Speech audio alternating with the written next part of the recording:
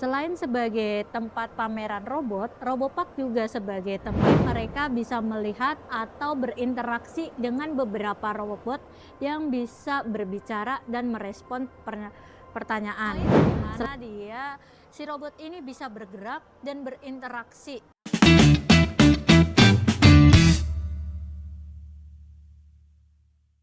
Hai Robopers, perkenalkan saya Ika Nurhasana. Di sini di Robopark Indonesia, saya sebagai manajer Robopark. Robopark Indonesia adalah edutech technology park yang menggabungkan edukasi, inovasi, dan teknologi seperti robotika, coding, dan AI. Selain sebagai tempat pameran robot, Robopark juga sebagai tempat belajar, eksplorasi, dan inspirasi bagi anak-anak. Hal yang sering membuat mereka terkejut atau kagum yakni mereka bisa melihat atau berinteraksi dengan beberapa robot yang bisa berbicara dan merespon pertanyaan. Selain itu juga mereka kagum melihat beberapa robot yang bisa menari dan bergerak seperti manusia. Nah, untuk di bidang teknologi AI-nya mereka kagum terhadap robot yang bisa mengenali wajah ataupun suara sehingga bisa komunikasi dua arah. Untuk aktivitas apa saja yang bisa dilakukan di Robopark, yakni berinteraksi dengan beberapa robot, mengendalikan robot baik remote ataupun belajar coding sederhana, kemudian bermain beberapa games berbasis robotik, mencoba VR atau AR, serta mengikuti workshop robotik atau coding sederhana, yakni yang bisa 1-2 kali pertemuan saja. Untuk robot yang bisa dilihat langsung yang sudah berbasis AI, yakni kita ada robot humanoid di mana si robot ini bisa bergerak dan berinteraksi.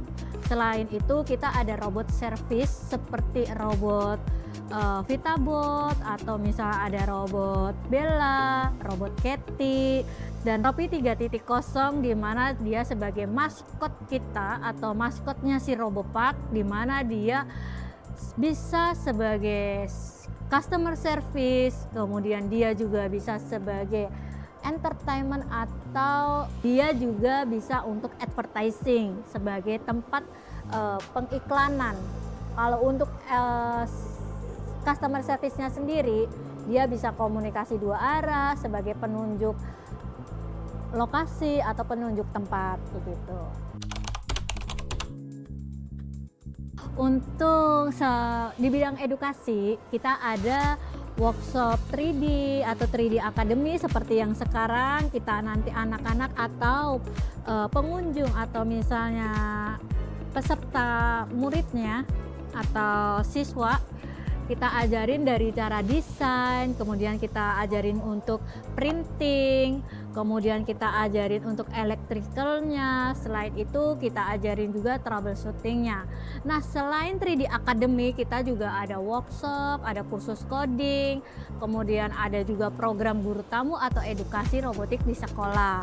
Selain itu juga kita ada kunjungan industri dan field trip untuk sekolah jenjang TK sampai universitas.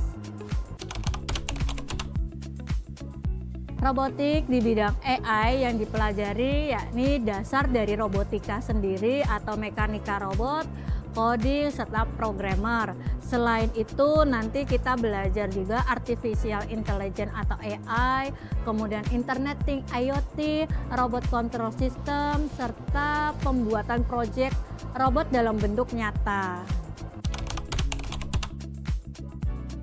Pengunjung lebih sering penasaran mengenai robot humanoidnya atau atraksi dari si robot humanoid itu, di mana si robot humanoid ini dia bisa dia bisa untuk dancing, kemudian dia bisa mengenali wajah, dia juga bisa sebagai advertising, komunikasi dua arah juga bisa. Selain robot humanoid, kita juga ada 13 dimensi atau sinema 13 dimensi, di mana pengunjung atau misalnya siswa dapat menikmati 13 jenis efek yang dikeluarkan dari si 13 dimensi ini, diantaranya yakni efek air, efek angin, api, kemudian dia juga ada nanti salju, bubble, dan lainnya di 13 tersebut. Untuk kerjasama di instansi pendidikan, kita ada kegiatan seperti kunjungan industri, pelatihan guru dalam sertifikasi, baik guru SMK atau misalnya dosen juga bisa. Selain itu, kita juga ada showcase inovasi sistem atau kompetisi dan perlombaan. Selain itu, ada program pengembangan sistem edukasi. Dampak dari anak-anak setelah mengenal robotika yakni rasa ingin tahu dan kepercayaan diri anak akan meningkat. Selain itu, robotika sendiri membuat anak-anak belajar problem solving, kreativitas, dan berpikir logis. Karena di robot tersebut itu pasti ada yang namanya troubleshooting. Jadi anak-anak harus mengidentifikasi bagaimana ini bisa terjadi dan apa yang harus dilakukan supaya si robot ini atau kejadian dari atau troubleshooting ini tidak terulang kembali. Dengan cara menghadirkan teknologi robot terbaru, pengembangan program workshop terbaru, jadi kita tambahkan program workshopnya dari misalnya untuk 7 jenis, kita tambahkan menjadi 15 jenis. Kemudian menampilkan inovasi karya pelajar dan startup teknologi. Selain itu, kita juga mengadakan event dan festival robot, pengembangan program AI, VR, smart teknologi, agar Robopark menjadi tempat eksplorasi teknologi masa depan.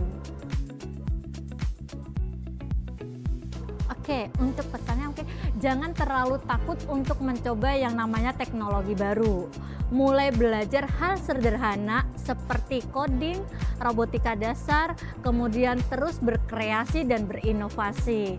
Suatu saat kalian akan menciptakan robot atau teknologi terbaru yang akan bermanfaat baik untuk diri sendiri atau di sekitar. So, jangan lupa join di Robopark Indonesia.